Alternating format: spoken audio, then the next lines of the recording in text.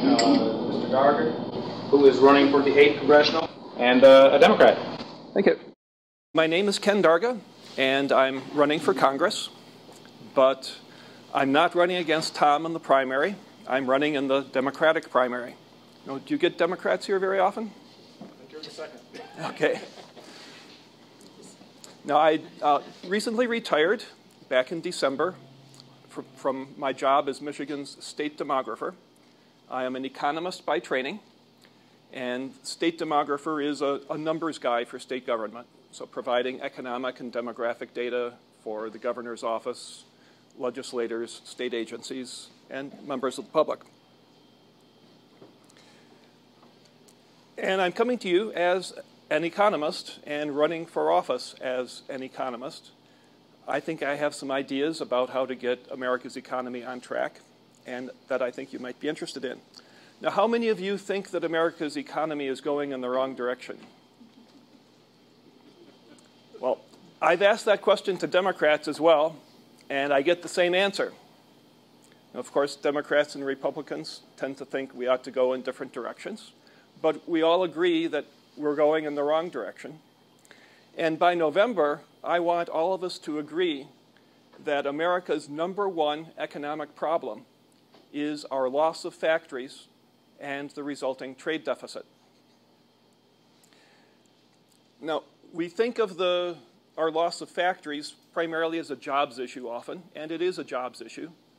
America would have more jobs and better incomes if we still had our factories. But it's a lot more than just a jobs issue. Have you ever considered the implications for national security of America's loss of factories? I don't know when the next war is going to occur. I don't know who's going to be on which side. But history tells us that we need to be prepared to defend ourselves. We need to be prepared for international conflicts. Someday there's going to be a major international conflict, and our factories will need to be converted to military purposes like they were in World War II. But too many of our factories are on the wrong side of the ocean, so they'll be converted to someone else's military purposes. That is not going to be a good thing. Now, when there's a war, the flow of traffic across the ocean is going to be interrupted. Well, that's not going to be a very good thing either. I was at the hardware store recently looking at light bulbs. Every single light bulb that I saw was made in China, except for some old-style fluorescents. What are we going to do when there's a war that interrupts the flow of traffic across the ocean? Well, whatever we do, we're going to be doing it in the dark. Almost all of our computer equipment comes from the other side of the ocean. So if you care about national security, you need to care about bringing factories back to America and closing the trade deficit. Now, I know that you're concerned also about America's debt. Now, this is a slide that should scare everyone in this room.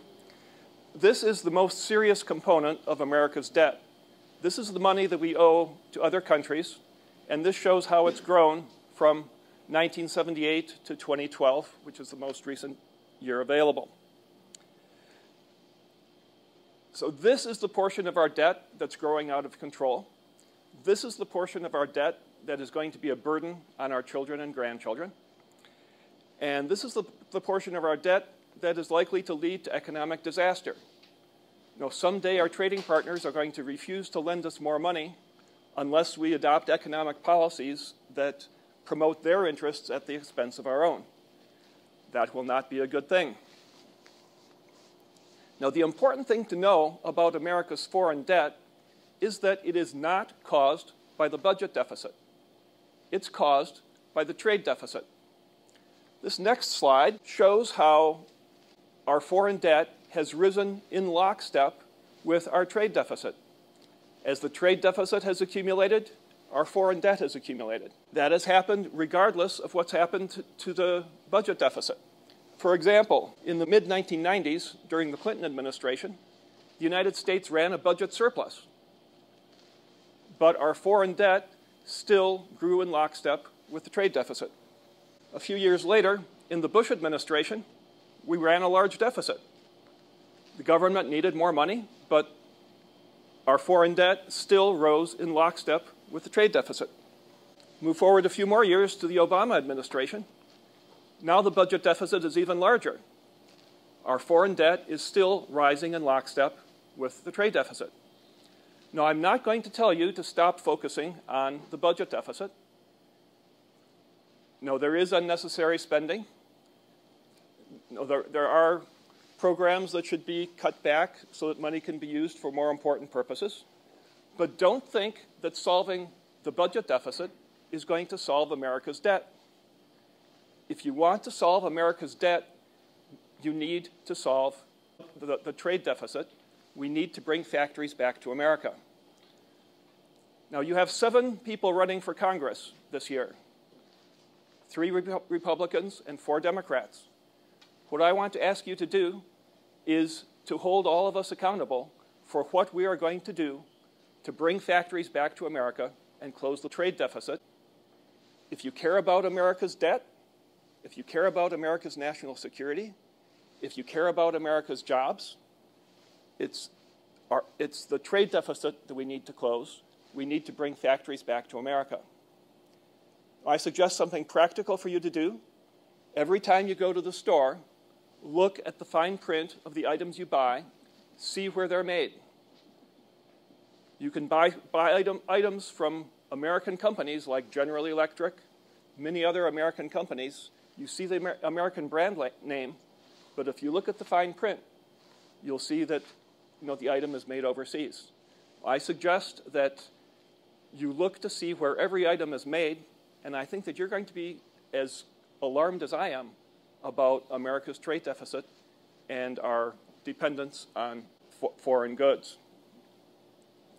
So by November, I want Tea Party Republicans and progressive Democrats and everyone in between to agree that our #1 economic problem is our lack of factories. Thank you very much. Now, is there time? Any questions? Yeah, do we have time for questions now? I don't think anyone here denies the fact that American factories have been on decline for 50 years. What is your plan to bring them back? Because I think a lot of us know what the problem is. I'd like to hear. Well, I was only given 5 to 10 minutes, Okay. so my plan was to lay out the problem. On my website, dargaforcongress.com, you'll find my plan outlined, and as we get closer to the election, I'll be elaborating more upon that plan. Basically, my plan is to eliminate taxes that drive jobs away from America and replace them with taxes that have incentives to bring jobs back. So, for example, I want to eliminate the corporate income tax. I want to eliminate employer payroll taxes. Have you ever heard Democrats propose that before? Oh, that's good. Keep going. So I think I got you with me now that I want to eliminate a lot of employer costs that drive jobs away. Well, I am a Democrat, so I know that Social Security needs to be funded somehow, even after we eliminate the employer payroll tax. I know that workers' comp and unemployment insurance need to be funded. I know that government needs to be funded after we eliminate the corporate income tax. And so I propose new taxes that have incentives to draw jobs back.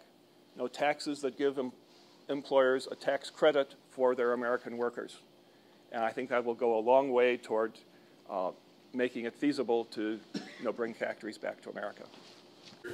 In the last couple compartments, Rick Santorum is also saying factories are a big problem in the U.S. His recommendation was a tax holiday for so many years. Factories, I was one of those people banning federal taxes. Do you agree with Rick Santorum? Yeah, what I'm proposing, I guess you could think of as a tax holiday plus bringing the revenues back with taxes that are structured that actually have an incentive to give an advantage to have American workers. So it would be a doubly strong effect without the negative impact on revenues. I believe that we are 100% on the right track with what we have to do is create jobs. I think the easiest, simplest way to do it is to create a sales tax, national sales tax, on anything that comes and sells within the country. That way, foreigners pay the same tax as their American businesses. Right now, we actually have created a tariff on our businesses because we tax the heck out of them here, and they can't compete overseas. If we had the taxes be taxed, it don't matter where it's made at, we have the same tax on everybody, I think we'd have a quick, fast, the easiest fix possible. But we do have to back off our taxes and our environmental rules on our businesses. If I correctly understood, our last lead smelter is gone out of this country. We no longer produce lead in this country. Everybody talks about the bullets. What about the batteries that our cars run on, that everything else runs on? Lead is a huge issue for this country.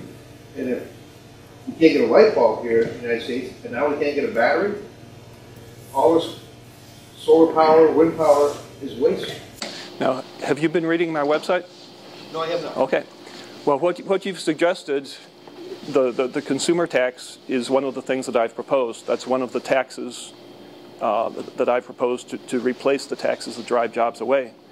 You know, as you say, our current taxes fall on American businesses. You know, the more you make in America, the more your tax liability is. The consumer tax that you just described would fall on domestic and imported goods alike. So instead of our taxes being concentrated on things made in America, we would have a level playing field. Imported goods would be supporting Social Security, workers' comp, unemployment insurance, all the other government expenses, just as much as American enterprises is supporting them. So that's, you've got half of my tax plan right there. Taxation is one leg of reason business is left. It's really three things: taxes, regulations, and unionism. How would you tackle regulations as an example? Because between OSHA, EPA, NHTSA, and a couple others, they're driving business out of business, regardless of taxes. Yeah, I think that's a very serious concern. I am a moderate Democrat, which means that I recognize both the burden on business of regulation, the need for simplicity, the need for practicality. I also recognize, you know, the purpose of regulations, you know, the importance of worker safety.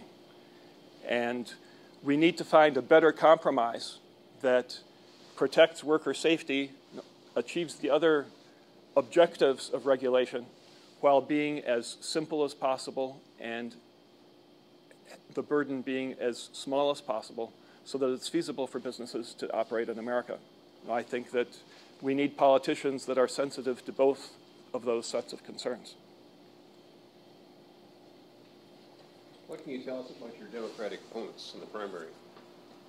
Well, there are three of them. Susan Grettenberger is a social work professor from Central Michigan University. Jeff Hank is an attorney from Lansing. And Eric Schertzing is the Ingham County Treasurer. Can we? Oh, thank you very much. Wrap it up. Get the next speaker up. Can we? Are you staying around after the Yep. meeting as well? So they'll be around to take some more questions after Okay. after the meeting's over. Well, thank you. So we rarely get a Democrat here, so I know that. All right.